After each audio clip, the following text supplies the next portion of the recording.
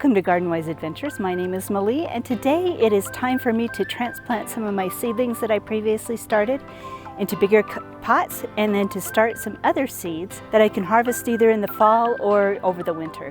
Now, I do have some hoop houses that I can put plastic over just in case these seeds don't have time to mature by the fall. But anyway, I am going to show you what I'm going to plant. So first, let me go over what I've done. About 3 weeks ago, I started these cabbages, and there's some little tiny bunching onions in there. These pots do not have any seeds in them yet. These are the ones that I'm going to plant up. And these are the pots that I am going to put my cabbages and bunching onions into. So let me kind of go over what I did first. Now, the pots down there are the pots that I used last year and in the spring for my planting. So I decided I might need to bleach them a little bit because we had some problems with damping off. So I did a 10% bleach solution, soaked the pots for about 10 or 15 seconds, and then also rinsed out my trays. And then let me show you the potting mix that I used. Now, I am sure there are plenty of other great potting mixes, but I am a creature of habit, so if I find something that works, I use it over and over. And the ones that I like is the seed starting mix from Miracle-Gro. And you need to have a seed starting mix just to start seeds. It's because it's a more fine mix, doesn't have the big chunks, and it's easier for the seedlings to get started. And the other thing that I'm going to use to pot up the seedlings that I've already started is the regular Miracle-Gro potting mix. Now, it's okay if it has bigger chunks in it because the seeds have already been started. So I pre-moisten these. I always pre-moisten in the bag. Maybe that's wrong, I don't know, but I always have done it that way. I just use the hose, put a bunch of water in the seed mix, and let it soak all the way through. And then I loaded the potting soil into the pots. So that's how I got started. Now, potting up seeds is really easy. The first thing that I'm going to do is my bunching onions. So I'm just going to take these. Now, before I start with the potting up the onions, I wanted to talk to you a little bit about the containers that I've been using. I bought these off the Epic Gardening website, and I really love these. They have slits up the sides. They have large holes in the bottom, which makes them a little hard to fill, but you just put your finger over the hole when you're filling them. And you don't get circling roots. They soak up water really easily, so that it's easy to water them by just putting water in the trays and letting them soak up the water. And they're very, very durable. They don't break down. They don't bend, and you can actually remove the seedlings really easily by pushing them up through the hole. So let's take these seedlings out of the pot and see what they look like. I'm not sure if they are really rooted out very well, but we can still pot them up. So let's look and see what they look like. So let's take this seedling, pop it out of its tray. And like I thought, there's not very many roots. There's a few, but we're going to put these in a bigger pot.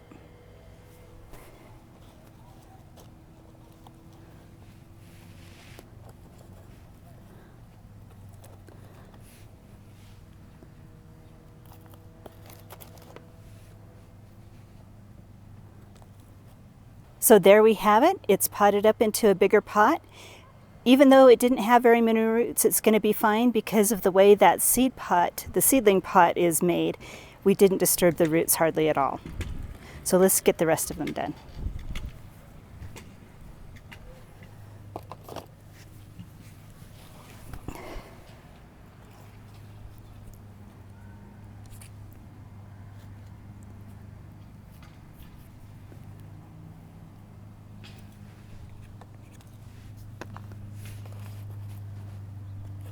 So we're finished with potting up the bunching onions. Let's go through and do the cabbages. Now, most of my cabbage trays, there are 2 cabbages. Some of them have 1, but a lot of them have 2. So I'm just going to split those. I'll show you how I'll do that, and then we can have more cabbages. Let's get started. So let's look at the root development on these little cabbages. They're probably pretty underdeveloped too, but I'm going to divide them anyway.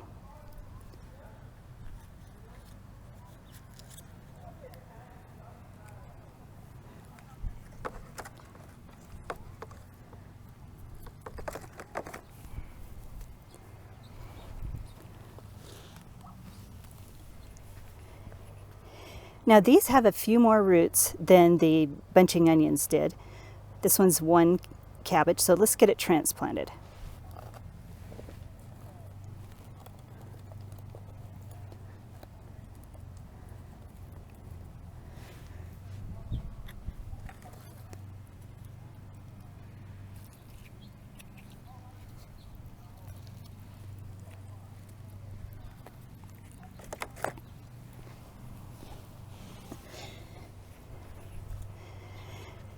Now here's one with 2 of them in it, and let me show you how I'm going to slowly tease these apart. I'm just going to be very careful.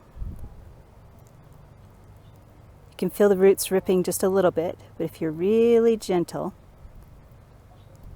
you'll have enough roots. You'll have enough roots on both sides for them to grow really well.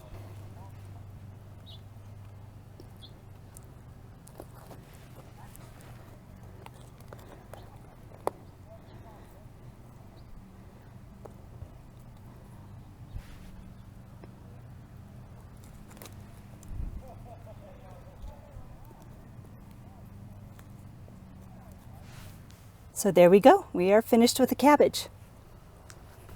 Now the cabbage is unlike tomatoes. You cannot bury it deeper than it was in the first pot. So I buried it just as deep as it was in the seedling pot, and those should be good to go. I'm thinking that I will try and transplant these out around the 15th of August. So it'll give them about 4 weeks to grow a little bit. If they grow faster than I think they're going to, then I'll put them out a little bit earlier. Now we're going to plant some of our seeds. So the seeds that I chose are ones that are going to be able to take some frost, because these are going to go into the fall and they don't have a lot of time right now, but they need time to get started, and then I need to be able to put them out in the garden and get them established, and then they need time to mature. For kohlrabi, I think the average date to maturity is about 85 days if I'm correct. It doesn't have it on the seed packet, which it should, but so that should give it time to mature, but it will also be able to sit in the garden in the hoop house for a little bit longer, so I can eat them over the winter. The chijimisai, which is a new green that I'm just starting to try. This one has a very short days to maturity. I think it's about 40 to 50 days to maturity, so this one will be ripe really quickly. But it can also hold in the greenhouse, and I'll probably succession sow this, which means I'm going to plant more in a few weeks. Kale is very cold hardy, and it is very quick to mature, and it'll sit out in the hoop house the full winter. So kale is a great one to get started right now. Now normally root crop, you should start the seeds in ground, but these I'm going to start in pots, and this is the first time I've done beets in pots. I'm going to put them in the little seedling trays, and then I'm going to transplant them from the seedling trays into the ground, and I'm going to try to do 3 in a pot. I've seen people do that. I haven't tried it yet, so I'm going to try that and see how it works. This way it'll be a little bit easier for me to get the seedlings to start. Right now it's a bit too hot for them to get started outside. I've done it by putting paper mulch over the top of it, and that worked really well, so now I'm going to try it in pots. So we're going to do the mixed colors beets, and then we're also going to do my favorite, which is a Detroit dark red. I think these are really tasty.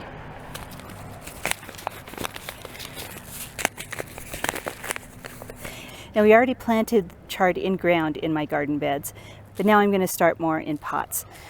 I'm going to see how that does versus the ones that were started in ground, because I really like chard and I would like a lot of it to be able to harvest it over the winter. Now plants that are grown in hoop houses over the winter, their growth is quite slow. So even if I get them mature and put them in the hoop house, I'll be able to harvest them throughout the winter. The last thing that I'm going to put in my hoop houses is carrots, and those need to be direct seeded. So let's get these seedlings planted. Now I don't need a ton of chard, so what I'm going to do is just plant a few seeds in just one of these seedling trays. Just cover them up.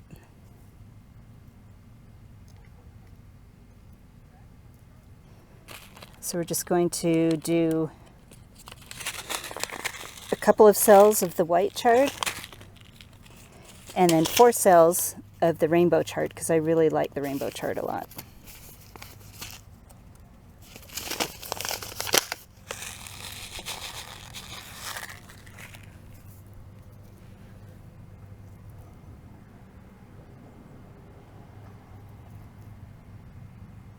Just bury them right in here so that they're covered up, and they're good to go. Now I found that I really like kohlrabi, so I'm going to put 2 trays full. So I'm going to do 2 seedling containers full. And then plant 1 container of the chijimisai.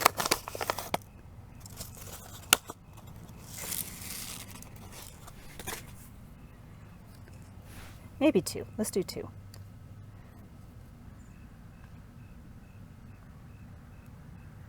And the last thing I'm going to do is beets. Now I'm going to put 3 seeds in each container and do all the rest of the containers, because each grouping does not take up a lot of room in the garden.